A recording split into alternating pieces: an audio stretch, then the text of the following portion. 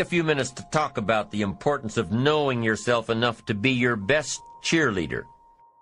You know, when you thought you were doing what you were supposed to do and were misinformed, the times you thought you had it all laid out and it just didn't work, the times when you burned the midnight oil day after day and it didn't seem to help, it didn't seem to change the end result. These are the times that you have to rely on your own self-encouragement. And there are two ways to use self-encouragement. Number one, take responsibility for the missed opportunity or the misrepresentation.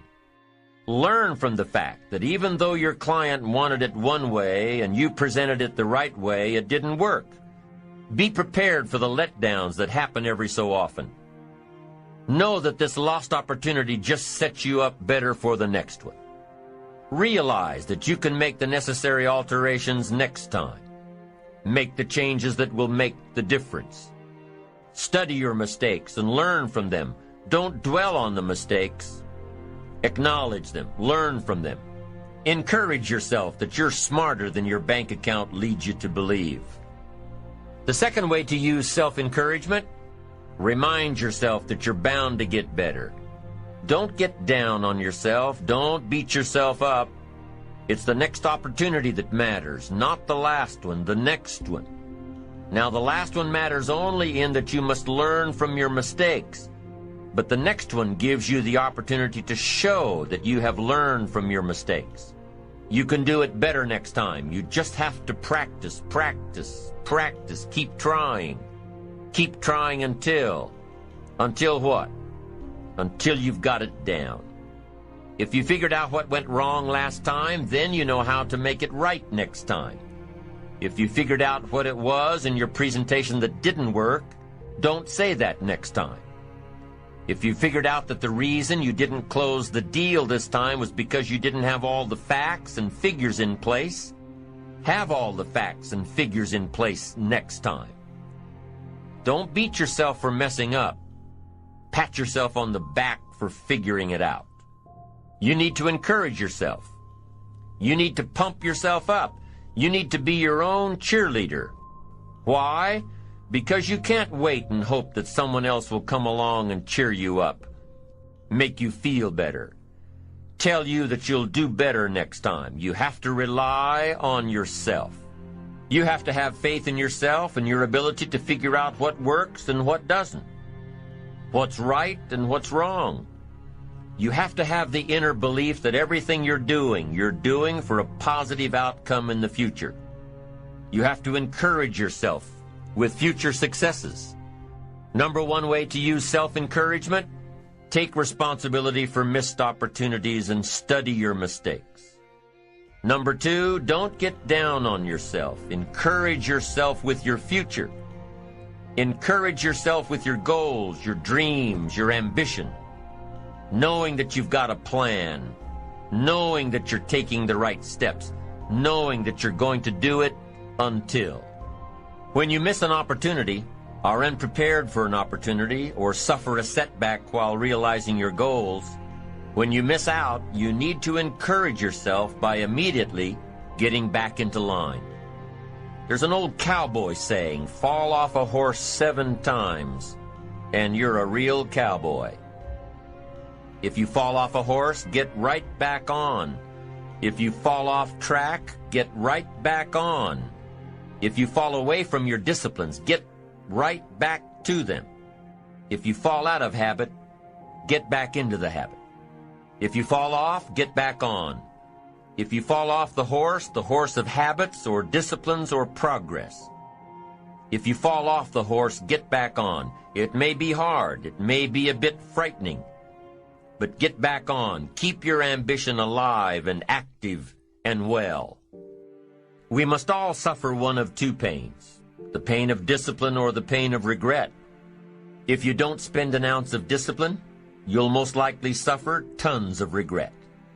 Discipline weighs ounces, regret weighs tons. It's much easier to be disciplined and have the money than to try to rationalize why you don't. I'm telling you, better a few disciplines than a lack of dignity. Don't wish for less problems, wish for more skills. Don't wish for less challenge. Wish for more wisdom. Don't wish for it to change out there. Develop yourself to the point that you can truly and totally rely on yourself.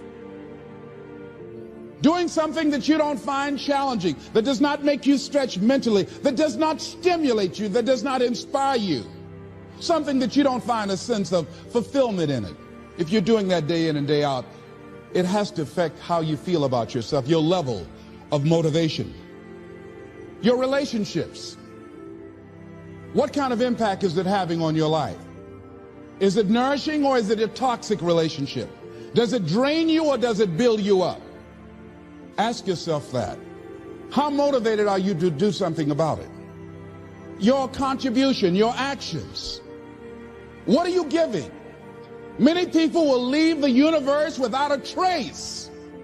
No one will know they were here. And in fact, under their name, we could put under there, not used up. Will anybody know that you came this way? What contribution are you giving? What will you leave? What will be different because you came this way? Someone once said that life is our gift to us that God has given us, and how we live our lives is our gift to God. What kind of gift are you formulating? Is this a gift that you like to take back and do something else before you turn it in? Think about that. What can we do? What are some of the keys that we can begin to use to motivate ourselves when our batteries run low? Because I don't care who you are, I don't care what you do, at some time you are going to get tired. At some time you're going to get in a rut. Seem like nothing you do works out right. And sometimes it just seems like you just don't have the wherewithal or the will to do anything. That sometimes you act like you're punch drunk. You're just wading through life, just doing time, day in and day out, looking at non-discriminatory television, anything that's on, just looking. And depressed, feeling powerless, feeling useless, and bored. What do? How do you get yourself out of a rut? How do you, when you know you can do more than what you've been doing and you're not doing it and you're discontent with where you are, you get angry at yourself. How do you get out of that rut? How do you motivate yourself? One of the things that we must do is that we must be involved in working on achieving self-mastery. You must work on yourself continuously. Never be satisfied with yourself. Always know that as you invest the effort and time on you, that's the greatest ability that human beings have above animals. See, a dog can't be anything but a dog. Tree can't be anything but a tree. Human being, you've got unlimited potential. You can put effort on you, and by concentrating on you and developing you, you can transform your life wherever you are right now. So you want to work on yourself. You want to read books that inspire you and motivate you. You want to listen to tapes over and over and over again. And I suggest that you listen to tapes when you first get up in the morning. You want to control the spirit of your day. When you first wake up in the morning, your mind is operating at 10.5 wave cycles per second. That's when the subconscious mind is most impressionable. Whatever you hear in the first 20 minutes when you wake up, that will affect the spirit of your day. When you listen to tapes, listen with relaxed belief. Believing that this can happen for you. And by listening to them, listen to them over and over and over again, and you will get a breakthrough. You can listen to the same tape for months, and all of a sudden you hear something you never heard before. It have a special meaning for you. Or read the same book over again, and you find some special insight. You said, I can't believe I didn't see that the first time. So you want to be involved in developing yourself. Most people won't do that. Most people won't take that kind of effort and invest that kind of energy in themselves because they will fall prey to that conversation within. Oh, don't do that. You don't have time. You're too busy. You're too caught up in the rat race. Most people won't do that. Well, they won't take time to go to lectures. They won't take time to go to seminars. They won't take time to go to classes to improve themselves. And as you continue to work on yourself, you will begin to expand your vision of yourself. You begin to work towards self-mastery.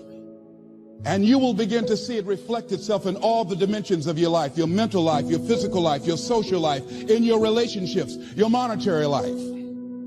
So concentrate on developing yourself.